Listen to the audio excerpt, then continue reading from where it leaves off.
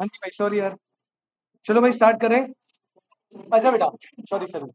Business economics आज हमें start करना है। अब यहाँ पे ना आपको बड़ा सिंपल सा कॉन्सेप्ट बोल रहा है यार। इकोनॉमिक्स में आपको जैसे बताया कि रिसोर्सेज लिमिटेड है, वांट्स अनलिमिटेड है, प्रॉब्लम होगी, आपको चॉइस करनी पड़ेगी, उसके लिए आपको इकोनॉमिक्स जरूरी है। तो सेम यही पर्सपेक्टिव बिजनेस में भी तो अप्लाई होता है। देखो, बिजनेस की जो रिसोर्सेज है, वहां पे रिसोर्स क्या हो गया? कैपिटल।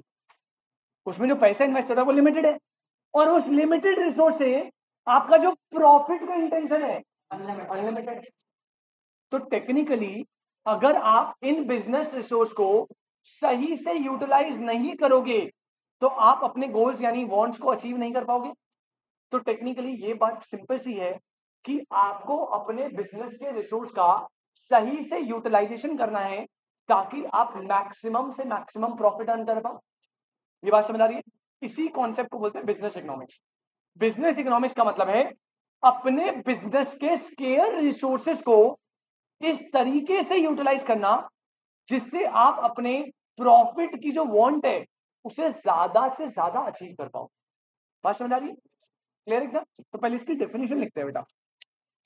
आप लिखेंगे बिजनेस इकोनॉमिक्स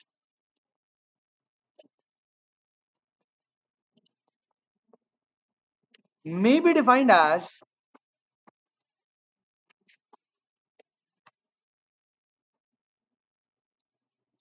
हर्ष भाई, अभी अभी डिस्कशन करते हैं बेटा, क्लास के बाद 1 मिनट है बस। May be defined as use of economic analysis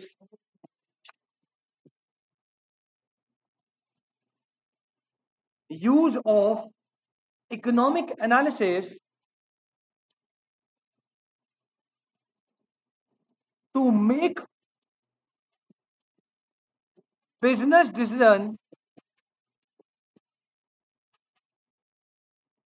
involving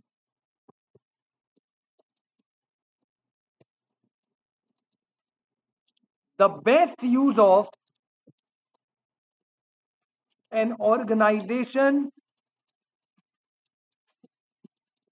scarce resources।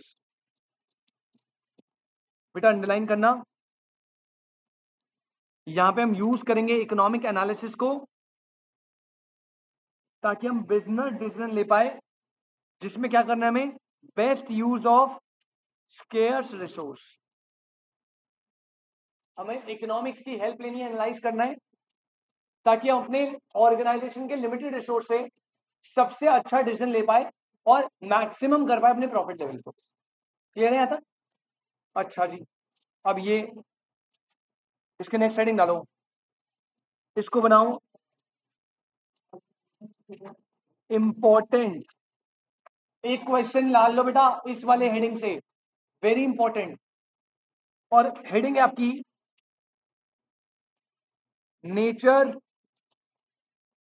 Feature या characteristics whatever of business economics. अभी यहीं पे याद करना है इनको, सिर्फ सिर्फ पॉइंट पॉइंट, सिर्फ पॉइंट पॉइंट याद करना है। नेचर, फीचर, कैरेक्टरिस्टिक्स कुछ भी बोले, बिजनेस इकोनॉमिक्स के क्या फीचर्स होते हैं, क्या नेचर्स होते हैं। ठीक है, 7-8 पॉइंट है, बहुत सिंपल है। और क्वेश्चन बिल्कुल आएगा इनमें से कौन सा बिजनेस इकोनॉमिक्स का फीचर नहीं है। जैसे बिजनेस साइकिल में होता था फीचर्स, याद है आपको? बस सेम। पहले आप लिखो, आराम से लिखो, पहले सारे एक एक करके बताऊंगा फिर। पहला फीचर लिखो बेटा,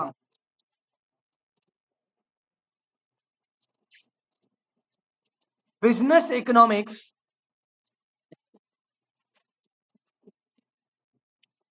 is a science. Business economics is a science. हाँ, आराम से लिखो, टेंशन नहीं है। इसके अंदर लिखना थोड़ा सा बस, systematic body of knowledge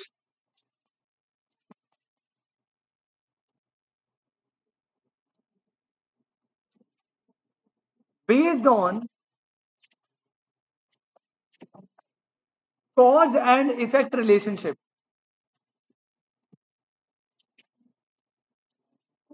systematic body of knowledge based on cause and effect relationship. तो पहला पॉइंट बोलता है business economics is a science. Second लिखो,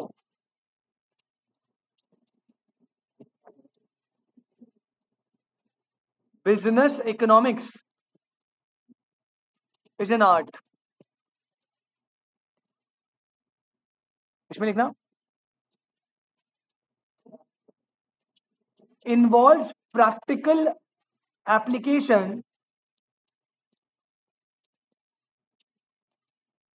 involves practical application of rules and principles involves practical application of rules and principle। Anees भाई 2 point याद रखने पहले, business economics क्या है? साइंस। और बिजनेस इकोनॉमिक्स क्या है? आर्ट्स। बेटा इसको साइंस इसलिए बोला जाता है ना क्योंकि जैसे साइंस हमेशा इवॉल्व करता है कॉज एंड इफेक्ट रिलेशनशिप पे। साइंस हमेशा क्या बताता है? ये हुआ और उसका इफेक्ट क्या पड़ेगा, ये क्यों हुआ, या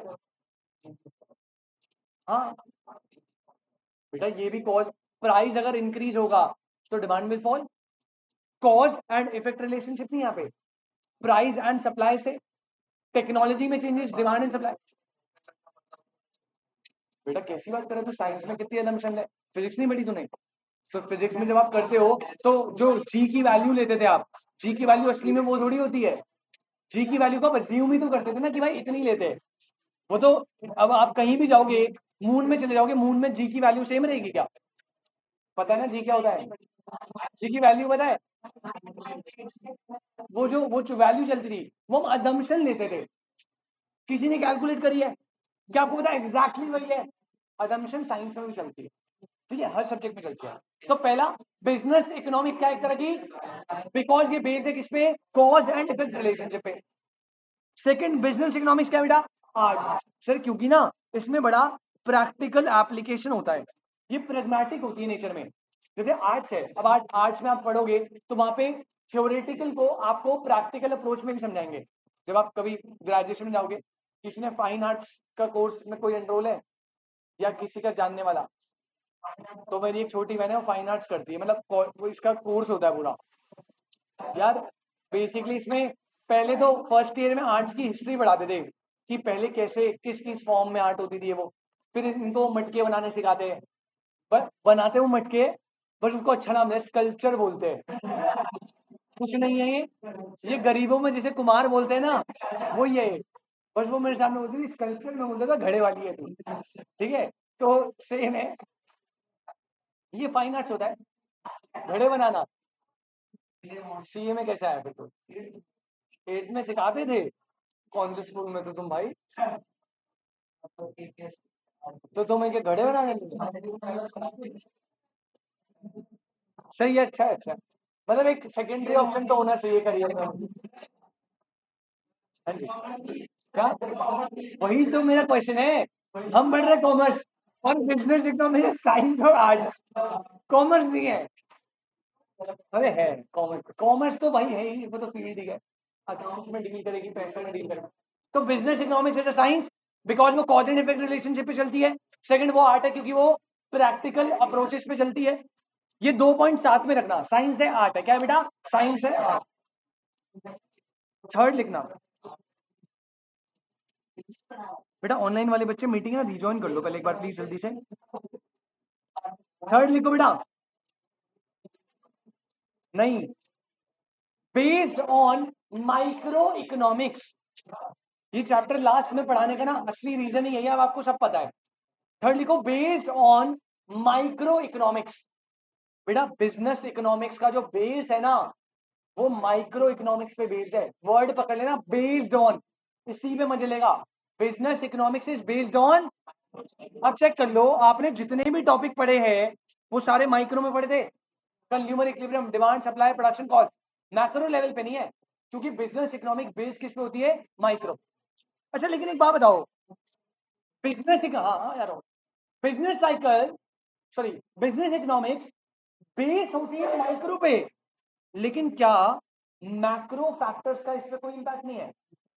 थोड़ा बहुत, जैसे बिजनेस साइकिल है भाई, बिजनेस साइकिल तो एक मैक्रो वेरिएबल है ना, उसका एक्सपेंशन तो सब इंडस्ट्री में एक्सपैंड करेगा या कंट्रैक्शन सारी इंडस्ट्री को कंट्रैक्ट करेगा।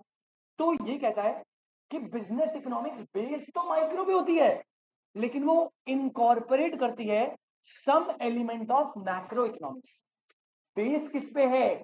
माइक्रो पे, लेकिन सम एलिमेंट किसके इनकॉर्पोरेट करती है? मैक्रो के। बेटा प्लीज इस पे ध्यान रखिएगा। आपको पता है कैसा क्वेश्चन आएगा, इनमें से कौन सा बिजनेस इकोनॉमिक्स का फीचर नहीं है, और कहेगा business economics based on macro element. क्या मैक्रो पे बेस्ड होती है? Business economics corporate elements of micro economics.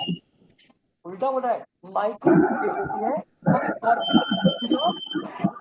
तो प्लीज ध्यान रखिएगा, इसमें वो छेड़छाड़ करता है।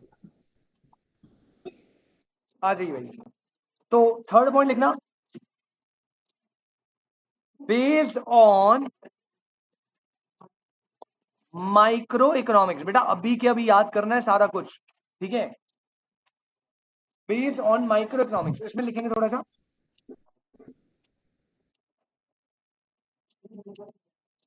Business economics is concerned more with the decision making.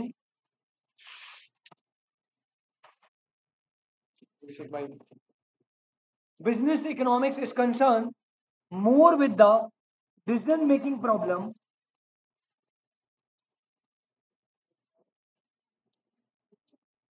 of individual.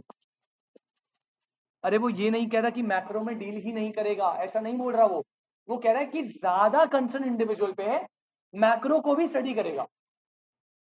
Making decision making problem of individual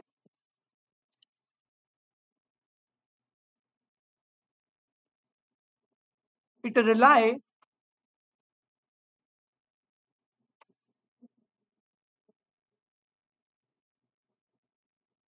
heavily on the technique of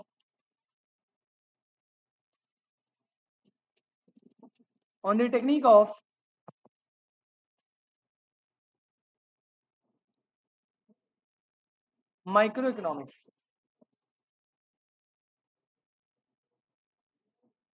It rely heavily on the techniques of microeconomics.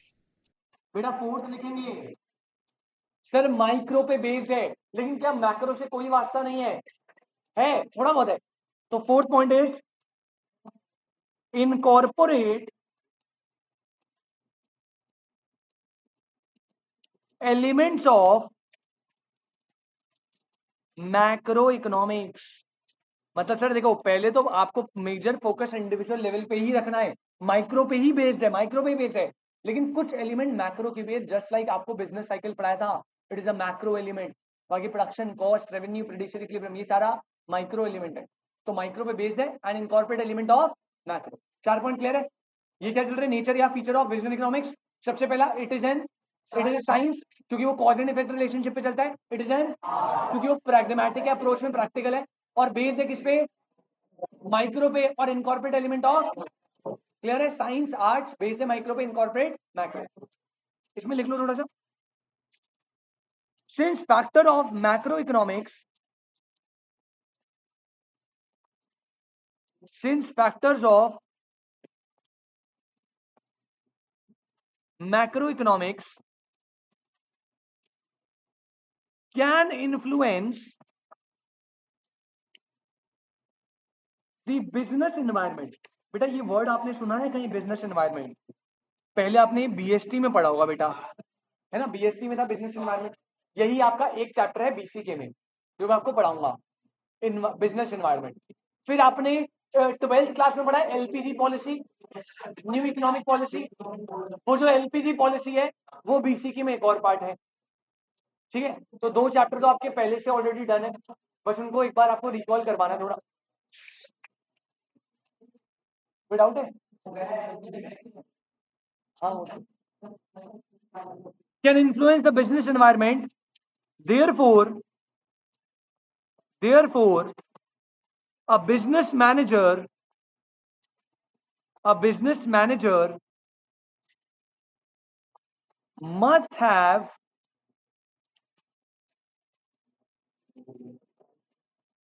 knowledge of these.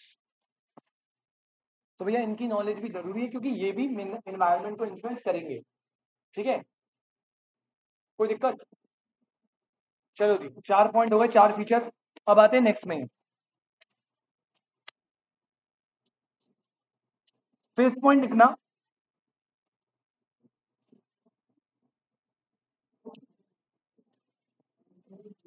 ये बस point लिख के छोड़ दो। Use of theory of market, सिर्फ point लिख के छोड़ देना, बकवास है। Use of theory of market, market theories का यूज करता है। मार्केट वाला कॉन्सेप्ट जो है उसकी थ्योरी का यूज करता है। 6th लिखेंगे बेटा, अगेन ये इंपॉर्टेंट है भाई, नीचे के तीनों सारे ही है वैसे, बट ये इंपॉर्टेंट है। प्रेगमैटिक इन अप्रोच। बेटा अप्रोच में कैसा है ये? प्रेगमैटिक का मतलब होता है जिसमें प्रैक्टिकल नॉलेज ज्यादा चाहिए। ऊपर हमने ऑलरेडी वैसे बता दिया, आर्ट है क्योंकि प्रैक्टिकल अप्रोच है, तो एक और सेपरेट बताया। प्रेगमैटिक अप्रोच में ऐसा नहीं है कि आपको सिर्फ पढ़ना है और यूज नहीं करना, थ्योरेटिकली पढ़ना है और फिर आगे जाके प्रैक्टिकली आप इसे यूज करोगे बेटा। ठीक है, स्पेशली जब आप कहीं कॉस्ट ऑडिट करने जाओगे, स्टॉक ऑडिट करने जाओगे, वहां पे इकोनॉमिक्स का बहुत यूज आता है क्योंकि वहां पे आपको कॉस्ट असर्टेन करनी होती है, प्रोडक्शन की वैल्यूएशन करनी होती है, तो वहां पे आप समझोगे। प्रेगमैटिक इन अप्रोच, इसमें लिखेंगे business economics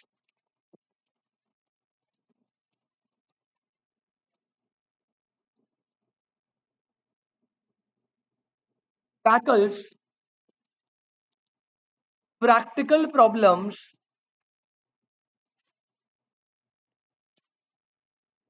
which the firm face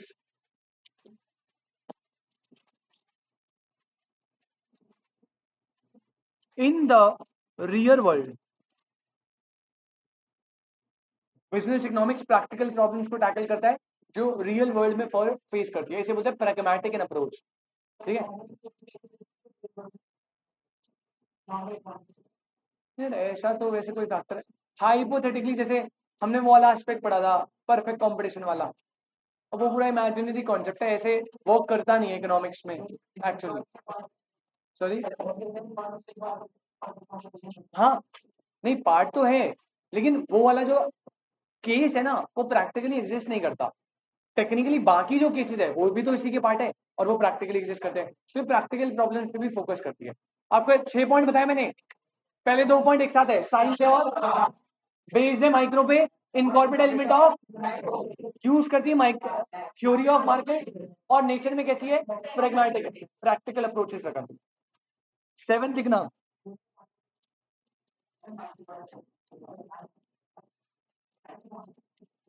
inter disciplinary in nature. Business economics होती है inter disciplinary in nature. Sir मतलब नहीं, दूसरी चीज को इम्पैक्ट नहीं करती बेटा। इंटर डिसिप्लिनरी मतलब पता है क्या होता है? बिजनेस इकोनॉमिक्स जो है ना उसमें साइंस के भी कुछ एलिमेंट्स है, आर्ट्स के भी कुछ एलिमेंट है, मैथमेटिकल के भी कुछ एलिमेंट्स है, स्टैटिस्टिक्स का भी कहीं यूज करेंगे। जब आप जैसे यहाँ पे आप जब फोरकास्टिंग करते हो, डिमांड की या सप्लाई की फोरकास्टिंग करते हो, तो आप स्टैटिस्टिक्स का यूज कर रहे हो। कई जगह पे आप इकोनॉमिक्स जब पढ़ते हो तो आपको मैथ्स का भी यूज करना पड़ेगा, जैसे फिक्स कॉस्ट, वेरिएबल कॉस्ट, ये सब। तो ये जो ना इंटर डिसिप्लिनरी है, एक डिसिप्लिन से सीमित नहीं है, अदर डिसिप्लिन के कॉन्सेप्ट भी इंक्लूड करती है, जैसे मैथ्स भी आएगा, थोड़ा थोड़ा स्टैट्स भी आएगा, साइंस के कॉज एंड इफेक्ट रिलेशन आएंगे, आर्ट्स का भी कुछ इंपैक्ट आएगा। तो इंटर डिसिप्लिनरी मतलब है कि मल्टीपल डिसिप्लिन होते हैं इसमें। डिसिप्लिन का मतलब है सब्जेक्ट्स। इसमें लिखो, इट इनकॉर्पोरेट्स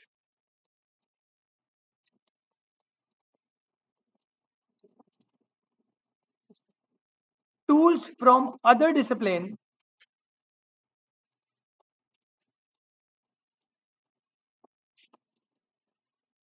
such as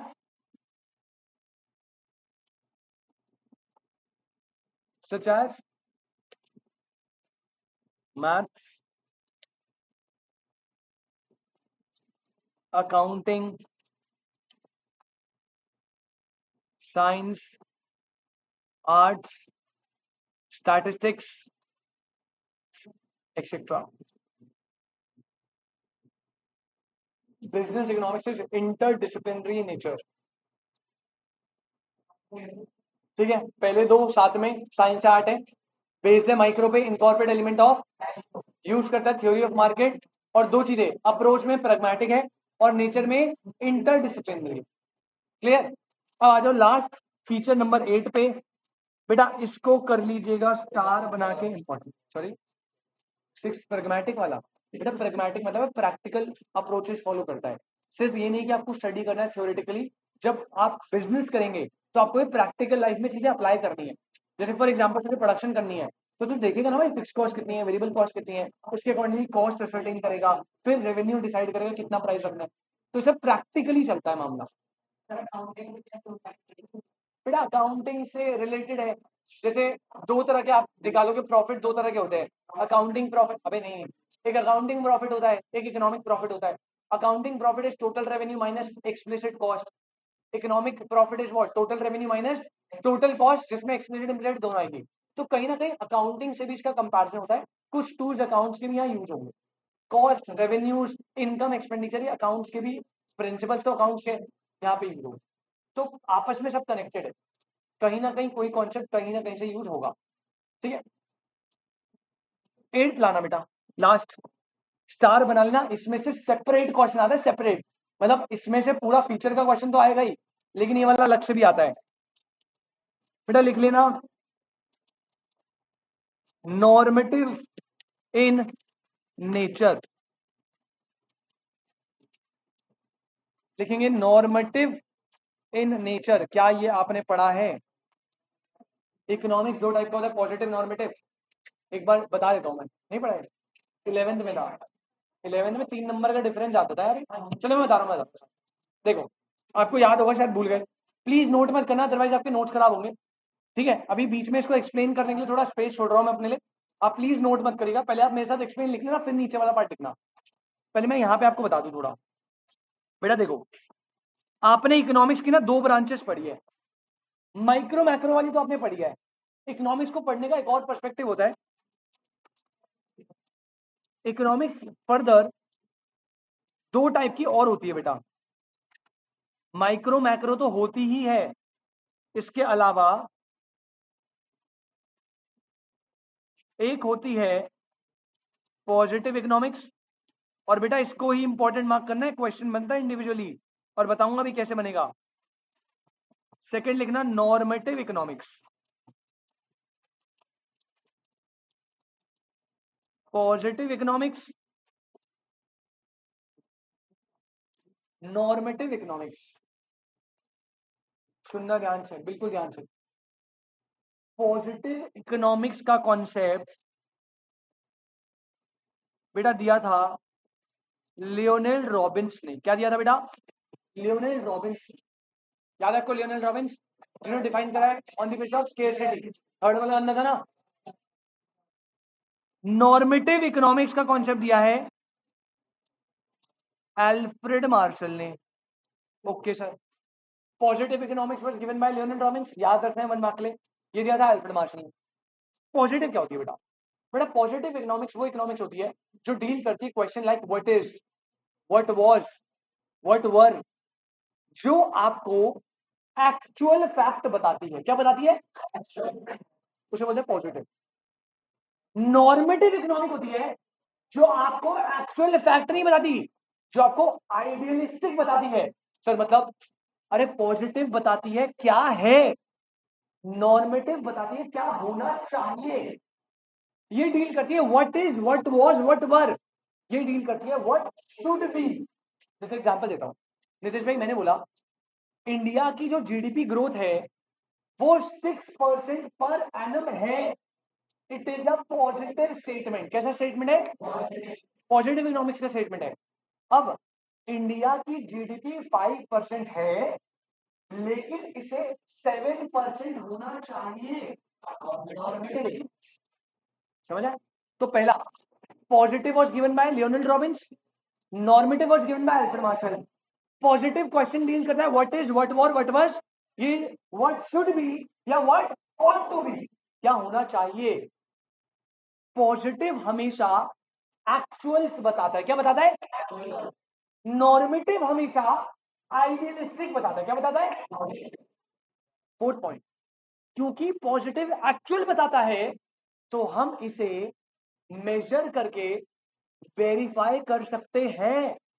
अब मैंने बोला भाई इंडिया की पॉपुलेशन 130 करोड़ है, ये एक पॉजिटिव स्टेटमेंट है, तो अब मैं इसे वेरीफाई नहीं कर सकता सेंसस करके, कर सकता हूं ना भाई, काउंट कर लूंगा।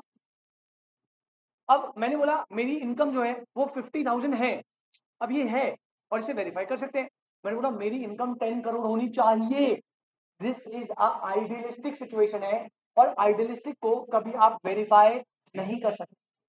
और लास्ट और सबसे इंपॉर्टेंट, जो जिसकी वजह से बिजनेस इकोनॉमिक्स नेचर में कैसी बन जाती है, नॉर्मेटिव। पॉजिटिव ना कभी वैल्यू जजमेंट नहीं देता। मतलब मैंने बोला भाई आपके बिजनेस में प्रॉफिट है इतना, खत्म, मैं तो एक्चुअल बता दिया, आप वेरीफाई कर लो। क्या मैंने कोई सजेशन पास करा? लियोनार्ड रॉबिन्स कहता था भैया मेरी जो पॉजिटिव इकोनॉमिक्स है वो आपकी बिजनेस की एक्चुअल परफॉर्मेंस बताएगी, आप उसे वेरीफाई कर लो, एक्चुअल फैक्ट है, और मैं इसमें कोई अपनी जजमेंट नहीं दूंगा आपको। लेकिन अल्फ्रेड मार्शल ने कहा फिर ये इकोनॉमिक्स किस काम की है? भाई इकोनॉमिक्स तो टेक्निकली हमें ये बताएगी आप कहां स्टैंड कर रहे हो और आपको कहां जाना है, और जाने के लिए आपको वैल्यू जजमेंट भी तो देने पड़ेंगे ना। जैसे यार मेरे को अपना प्रॉफिट इंक्रीज करना है, तो ये बोलेगा पॉजिटिव कि भैया आपका प्रॉफिट इतना है, खत्म। नॉर्मेटिव पता है क्या बोलेगा? आपका प्रॉफिट इतना है, आपको प्रॉफिट इतना होना चाहिए इंडस्ट्री के हिसाब से, और यहां से यहां जाने के लिए आप अपनी कॉस्ट को कम कर सकते हो, अपने प्राइस को बढ़ा सकते हो, इकोनॉमीज ऑफ स्केल अचीव कर सकते हो, सेल लगाओ, ये मतलब ये वैल्यू जजमेंट पास करता है। और बिजनेस इकोनॉमिक्स में हमेशा हमें नॉर्मेटिव ही चाहिए, क्योंकि हमें वैल्यू जजमेंट चाहिए ना भाई, कि हम कहां पर है, हमें कहां पे जाना है, और उस प्रोसेस को अचीव करने के लिए क्या स्टेप्स लेने पड़ेंगे। क्या ये बात समझ आती है? हाँ वो तो फैक्ट तो बताएगा ही, लेकिन उससे इंपॉर्टेंट है वो आइडियलिस्टिक बताएगा, पूरा स्टडी करके देगा नॉर्मेटिव अच्छे से। आप कहां पर हो तो पॉजिटिव ने बता दिया ना, आपका आइडियलिस्टिक फिगर क्या होना चाहिए वो नॉर्मेटिव बताएगा, और वैल्यू जजमेंट बताएगा कि यहां से यहां जाने में क्या स्टेप्स। बिल्कुल बिल्कुल, नॉर्मेटिव एक ब्रॉडर कॉन्सेप्ट है, कोई दिक्कत भाई? 5-6 पॉइंट बताए, ये लियोनार्ड रॉबिन्स ने दिया, ये अल्फ्रेड मार्शल ने दिया, ये वाला हमें बताता है what is, what was, what were, what should be a word ought to be, these are actuals, these are idealistic, ये इसको वेरीफाई कर सकते हैं, बहुत एक्चुअल है, इसको वेरीफाई, ये वैल्यू जजमेंट पास, और नॉर्मेटिव वैल्यू जजमेंट पास। इसीलिए अल्फ्रेड मार्शल का जो नॉर्मेटिव इकोनॉमिक्स है ना, वो नेचर में बिजनेस इकोनॉमिक्स है, क्योंकि वहां पे बिजनेस में हमें ये सारी चीजें चाहिए, हमें आइडियलिस्टिक चाहिए, हमें वैल्यू जजमेंट चाहिए, हमें फ्यूचर प्रिडिक्शन चाहिए, तभी normative nature. I hope it is clear बेटा। तो पहले ना हम इसे लिखेंगे, अभी आप पहले मैं लिख तो चलो, आप पहले लिख लो नॉर्मेटिव नेचर, पहले हेडिंग वाली नॉर्मेटिव, इसका एक्सप्लेनेशन लिखते हैं, नीचे वाला पार्ट में लिखवाता हूँ, आप लिखो। किसका बेटा? हाँ जी, हाँ वो आइडियलिस्टिक ही तो है, कि भाई आप ये अगर वो देखो, मैंने बताया था आपको when MUX is greater than px, when MUX is less than px, क्या मैं उतना बता के रुक गया था, या मैंने अचीव करने के स्टेप बताए थे? तो वैल्यू जजमेंट दे रहा हूं ना। Business economics is generally normative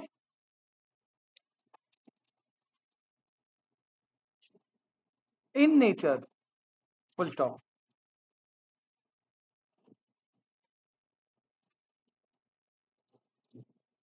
It suggests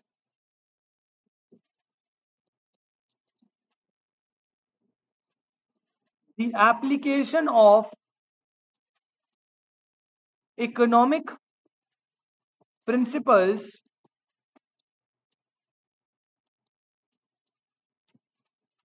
with regard policy formulation, comma, decision making and future planning. Manish भाई वाली फ्यूचर प्लानिंग नहीं है जो तू समझ रहा है, क्लियर है? अच्छा ये नीचे नोट दे देना बेटा।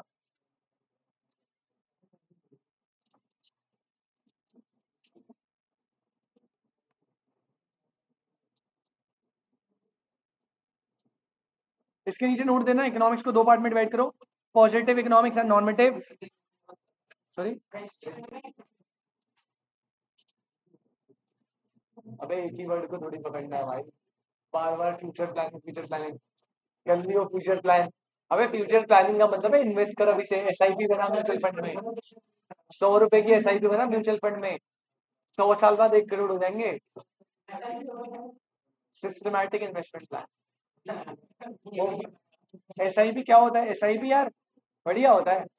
एसआईपी ऐसा होता है कि तुझे तुझे कोई, मान ले तेरे को नॉलेज नहीं है मार्केट की और तुझे इन्वेस्ट करना है, अब तू कोई पर्टिकुलर शेयर परचेज कर लेगा, वो ऊपर नीचे हो गया तो गड़बड़ हो जाएगी। तो ऐसा होता है कि मैं एक फंड मैनेजर हूँ, मैंने अपना एक फंड बनाया हुआ है, अब मैं कहता हूँ भाई देखो तुम मुझे पैसा दो और मैं अपनी नॉलेज और आपके पैसे का यूज करके इन फंड में आपकी मनी को डिस्ट्रीब्यूट कर दूंगा। अब एसआईपी में बेसिकली क्या होता है ना, अगर तू खुद 1000 रुपए का एक शेयर लेगा तो तू एक ही कंपनी का शेयर लेगा, अगर वो कंपनी ऊपर जाएगी तो ऊपर, नीचे गई तो लॉस। जब तू एसआईपी में पैसा डालेगा म्यूचुअल फंड में, तो तेरे 1000 रुपए को ना, ऐसे मेरे पास बहुत सारे लोगों के 1000 रुपए आएंगे, बड़ा फंड, अब इस फंड को मैं बहुत डाइवर्सिफाई कर दूंगा, 1000 कंपनी में डाल दूंगा।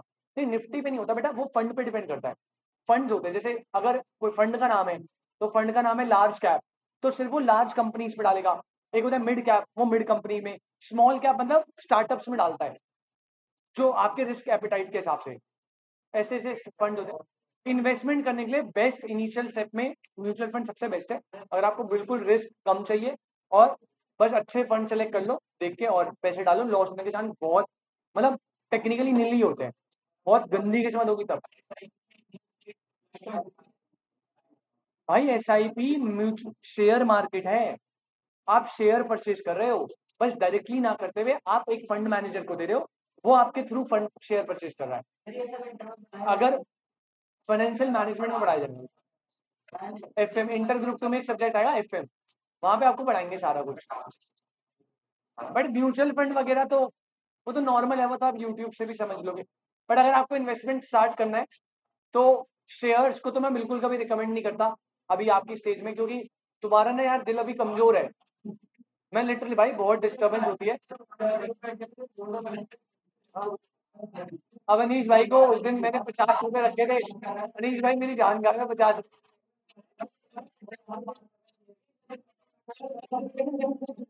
दस रुपए के लिए इनके ग्रुप में चक्कू वक्कू चल जाता है अपन। अभी भाई थोड़ा लॉस वॉस हो गया तो भाई पढ़ाई वढ़ाई से डिस्टर्ब हो जाता है। नहीं शेयर वेयर से बेटा दूर रहो, बेकार चीज है अभी तो, अभी अभी। हाँ ये है कि ऐसा है कि अच्छी बात है। आ जाओ भाई, लियोनेल रॉबिन्स, अल्फ्रेड मार्शल, बेटा ये प्रेजेंट करते हैं फैक्ट्स एज दे आर, ये फैक्ट्स प्रेजेंट करते हैं एज दे। बेटा वो भी यही होती है, बट उनका और भी बड़ा ऑब्जेक्टिव होता है, वो यही करते हैं क्लाइंट्स के असेट्स को मैनेज करते हैं। और वो असेट्स सिर्फ शेयर्स तक सीमित नहीं है, वो शेयर्स भी हो सकते हैं, बट वो कुछ भी हो सकता है। वो आपके बेसिकली वो क्या करेंगे, वो आपके पैसे को इन्वेस्ट करेंगे जो भी उस टाइम पे बेस्ट अपॉर्चुनिटी होगी वहां पे, that is a asset management company. Sorry, हाँ वो रिटर्न देते हैं आपको, उस रिटर्न पे कमीशन चार्ज करते हैं। जैसे बैंक है, एचडीएफसी बैंक है, उसमें भी एसेट मैनेजमेंट का मतलब उसके अंदर भी एक ग्रुप होगा, ब्रांच होगा एसेट मैनेजमेंट का। आप वहां जाओ, आपको बोलेंगे सर हम आपके फंड्स मैनेज करेंगे, यहाँ प्रोडक्ट में डालो, ये वाला प्रोडक्ट है, 10 प्रोडक्ट दिखा देंगे, अब उसमें से आप एक सिलेक्ट करो, फिर उसमें पैसा डालेंगे, आपका रेवेन्यू जनरेट होगा। अगर उन्हें लग रहा है ये वाला फंड जो है थोड़ा डामाडोल है, तो उससे पैसा निकाल के किसी और फंड में डाल देंगे। तो वो आपके पैसे को मैनेज कर रहे हैं और आपको रिटर्न जनरेट करके दे रहे हैं, बदले में आपको commission. Facts as they should be और टू बी, नीचे कर लो नोट बना के। अब आपको पता है क्वेश्चन कैसा आएगा, बेटा इसका फेवरेट क्वेश्चन है ना, आप अपनी बुक में रीडिंग करते इसलिए बोला था, आप इसके एग्जाम्पल्स याद कर लीजिएगा जो बुक में दिए होंगे। वैसे तो शॉर्ट ट्रिक बस इतनी सी है, कोई भी स्टेटमेंट है अगर उसमें इज, वॉज, वर, आर ऐसे शब्द है, पॉजिटिव है। शुड बी और ऑट टू भी दिख गया जहां पे, नॉर्मेटिव है। पर आपको स्टेटमेंट चाहिए कि GDP of India should be 7%, ये पॉजिटिव है नॉर्मेटिव है, क्या बोलेगा इनमें से कौन सा स्टेटमेंट पॉजिटिव है, फिर आपको स्टेटमेंट देगा 4, आपको टिक लगाने, इनमें से कौन सा नॉर्मेटिव नहीं है तो डायरेक्टली पॉजिटिव पूछ रहे हैं, ऐसे करके क्वेश्चन आते हैं, वेरी इंपॉर्टेंट। बस इज, वॉज, आर और शुड बी, ऑट टू भी देखना है। अच्छा थर्ड लिखो यहाँ पे, सर ये एक्चुअल फैक्ट बताते हैं, ये आइडियलिस्टिक बताते हैं, इनको ये बोल सकते हैं कैन बी वेरीफाइड, हम इनको वेरीफाई कर सकते हैं। यहां बोलो कैन नॉट बी वेरीफाइड, इनको हम वेरीफाई नहीं कर सकते। बेटा ये लास्ट में वैल्यू जजमेंट करता है नहीं, सॉरी, वैल्यू जजमेंट पे कट जा, पास नहीं करता। और सर ये वैल्यू जजमेंट्स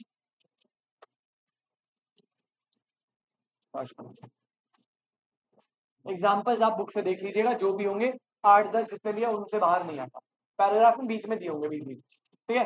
पीछे क्वेश्चंस भी दिए हुए इसके, वही एग्जाम्पल वाले, उन्हें भी देख लेना। चलिए जी, चलिए पहले बताओ यहाँ तक कोई दिक्कत, एक बार रिकॉल करते फटाफट पूरा। सबसे पहले सार्थक भाई, सिद्धार्थ भाई 2 टर्म बताई थी, एक होता है आपका क्या, इकोनॉमी, एक होता है क्या, इकोनॉमी इज अ सिस्टम जो प्रोवाइड करता है पीपल को to earn their, economics is a study of making choices in the presence of. मैं फिर से रिपीट कर रहा हूँ, बार बार बोलते रहो बेटा, 10 में से 6 चीज भी याद हो गई, आपकी मेहनत से 4 चीजों की बचेगी, ट्रस्ट मी। फिर मैंने बताया कि इकोनॉमिक्स जो है बेटा, उसको करने के लिए अब उसकी डेफिनेशन को इलाज करा, human wants are unlimited but resources are, इस सिचुएशन को बोलते हैं स्केर्सिटी टू इकोनॉमिक प्रॉब्लम और प्रॉब्लम ऑफ, और इसका सोल्यूशन कौन देता है, economics। फिर मैंने बताया इकोनॉमिक प्रॉब्लम अराइज होने के 3 रीजन है, अनलिमिटेड वांट्स, लिमिटेड रिसोर्सेज का लिमिटेड यूसेज। इकोनॉमिक्स ओरिजिनेट हुआ है Greek word called which means house hold, तो जैसे आप हाउस होल्ड को मैनेज करते हो from limited resource unlimited wants, वैसे इकोनॉमी को मैनेज करना है अनलिमिटेड रिसोर्स से, ताकि आप अनलिमिटेड सेटिस्फैक्शन या आपकी बहुत ज्यादा वांट्स को अचीव कर पाओ, मैक्सिमम वांट्स को अचीव कर पाओ, ठीक है। उसके बाद मैंने बताया बेटा economics was defined by 4 economists, सबसे पहले Adam Smith on the basis of, Alfred Marshall on the basis of, Leonard Robin on the basis of, Paul Samuelson on the basis of dynamic program. फिर Adam Smith ने छोटा सा note, Adam Smith कौन है, father of modern economics, उन्होंने first book लिखी modern of economics में wealth of दी, date is 9 March 1770। Father of micro economics कौन है, अल्फ्रेड मार्शल, क्लियर है। फिर अपन आए next concept, that is business economics. Sir business economics क्या है बेटा, बिजनेस इकोनॉमिक्स का मतलब है इकोनॉमिक एनालिसिस का यूज करने का, ताकि हम अपने ऑर्गेनाइजेशन के लिमिटेड रिसोर्सेज से मैक्सिमम सेटिस्फैक्शन अचीव कर पाए और बेस्ट डिसीजन मेकिंग ले पाए, क्लियर है। बिजनेस इकोनॉमिक्स के नेचर में 8 पॉइंट बताए, नेचर, फीचर, कैरेक्टरिस्टिक्स। पहला क्या है बेटा, साइंस। सेकंड क्या है, बेस्ड है माइक्रो और इनकॉर्पोरेट एलिमेंट ऑफ, पहले ही 4 अलग से याद रखो, science, art, based on micro, incorporate on, ये 4 सेपरेट हो गए, ठीक है। डिवाइड एंड रूल कर दो, बढ़िया। बचे में 4, नकली 4, theory of market, pragmatic in approach, और लास्ट के 2 है नेचर वाले, नेचर में इंटरडिसिप्लिनरी और नेचर में नॉन।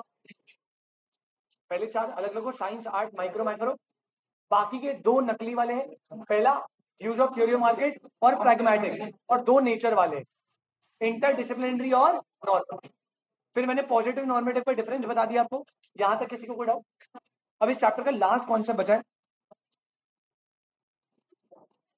इस चैप्टर का सेकंड, वो टाइप्स ऑफ इकोनॉमी तो आएगा,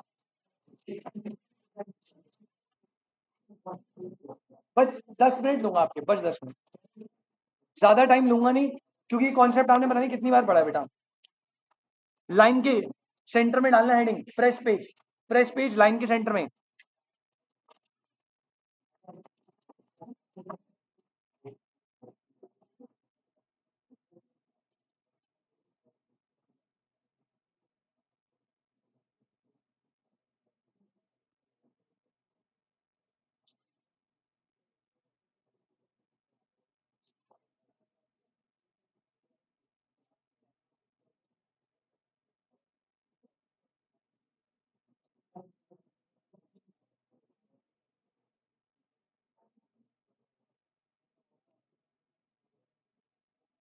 भाई बेटा ये वाला कॉन्सेप्ट आपने बचपन से पढ़ा यार।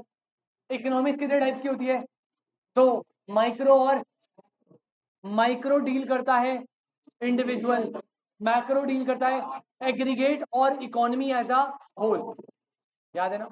सेम वही है सर। इससे क्वेश्चन आएगा, बिल्कुल आने के चांस। कैसा आएगा? सेम जैसा पॉजिटिव नॉर्मेटिव में आता है, एमसीक्यू ही आएगा बेटा। आपको बोलेगा इनमें से कौन सा मैक्रो फैक्टर है या कौन सा माइक्रो फैक्टर है, और आपको एग्जांपल्स दिए होंगे नीचे। ठीक है, अब इसको करने का सिंपल तरीका है, बुक में सेलेक्टेड एग्जांपल्स है वही रिपीट होंगे। तो जितने भी बुक के एग्जांपल है वो मैं सारे लिखवा रहा हूँ। अगर आपके वाले मॉड्यूल में कोई एडिशन हुआ होगा तो प्लीज चेक कर लीजिएगा आज घर जाके, और वो ऐड कर लीजिएगा इसमें। ठीक है, एग्जाम्पल मैं ऑलमोस्ट सारे लिखवा ही दूंगा यहीं पे। चलो, सॉरी, नहीं नहीं नहीं नहीं नहीं नहीं नहीं, मैच द फॉलोइंग नहीं है। अबे सिक्स क्लास में है क्या मैच द फॉलोइंग?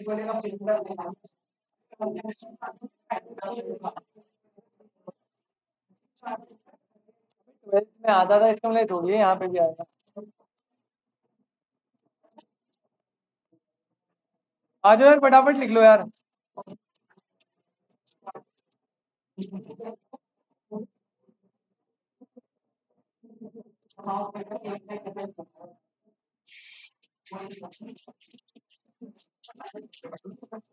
बेटा जी आराम से भाई, आराम से लिखो बेटा। माइक्रो में पता सबको है आपको, डील करता है इंडिविजुअल लेवल पे, इंडिविजुअल को स्टडी करता है, single demand single supply, production एक पर्सन की, इनकम एक पर्सन की, सब कुछ सिंगल होगा। ठीक है, बस मेन फोकस है एग्जांपल याद रखना, बुक को एक बार रीड करना, एग्जांपल को ऐड ऑन कर लेना, क्योंकि डायरेक्ट क्वेश्चन आएगा इनमें से कौन सा मैक्रो वेरिएबल है, इनमें से कौन सा मैक्रो वेरिएबल नहीं है, कौन सा माइक्रो है कौन सा माइक्रो नहीं। आ जाओ पहले माइक्रो में लिखो। पॉइंट नंबर 1, फ्रेश पेज निकाल के दो पार्ट में डिवाइड करेंगे। पॉइंट नंबर 1 फटाफट लिखना जल्दी से एकदम। It is the study of the behaviour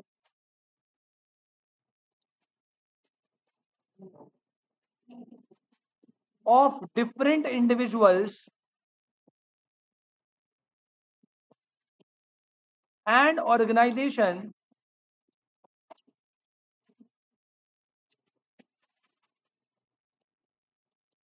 within an economic system।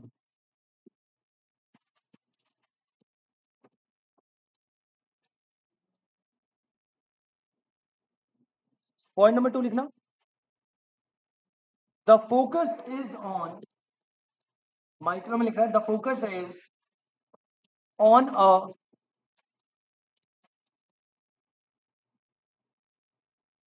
small number of or group of units rather than all the units combined। The focus is on a small number of or group of units rather than all the units combined। Point number 3 लिखो,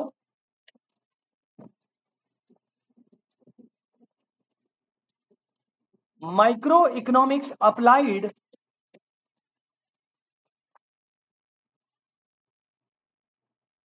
to internal issues of the organization।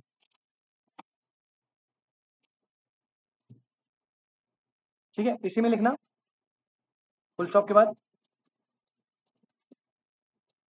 internal issues includes all those issues that arise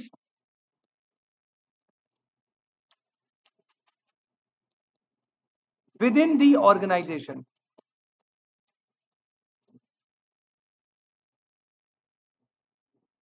अब इसके ये पहला second third, अब third point में कौन कौन से इंटरनल इश्यूज है जो माइक्रो डील करता है। बेटा थर्ड के एग्जांपल दे रहा हूं, माइक्रो के एग्जांपल। पहला, demand analysis and forecasting.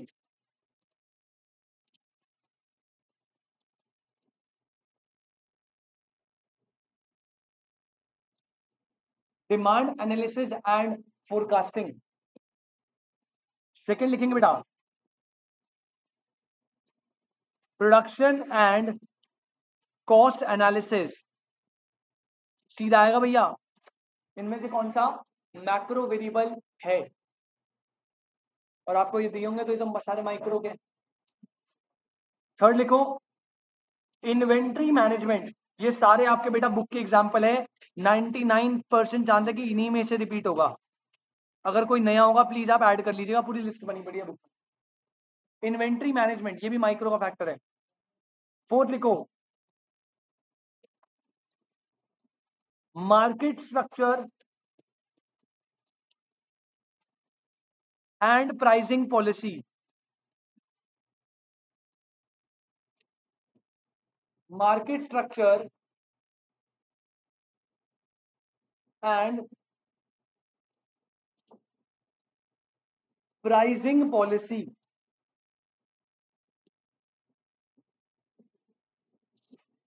Fifth resource allocation. बेटा आपने बचपन में पढ़ा है allocation of resource, what to produce, how to produce, for whom to produce. ये एलोकेशन ऑफ रिसोर्सेज होते हैं। ये माइक्रो में पढ़ा था ना आपने, 3 सेंट्रल प्रॉब्लम। दोबारा पढ़ेंगे अभी हम कल वाली क्लास, टेंशन ना लो। तो रिसोर्स एलोकेशन भी माइक्रो है। 6 लिखो कैपिटल एंड इन्वेस्टमेंट डिसीजन।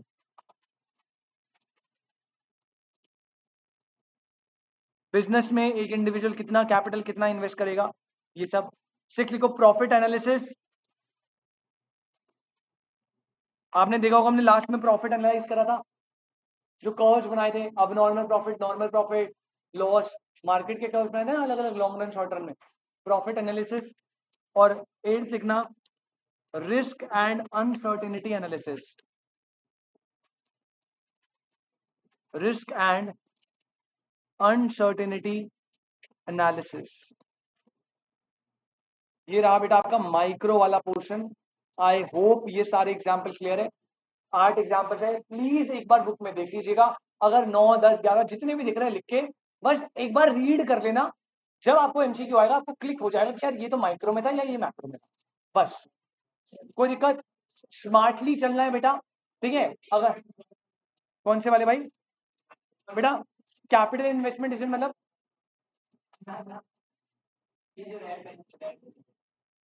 ये वाले बेटा पहला पॉइंट कह रहा है कि भाई ये स्टडी है बिहेवियर ऑफ इंडिविजुअल या किसी एक सिंगल ऑर्गेनाइजेशन की।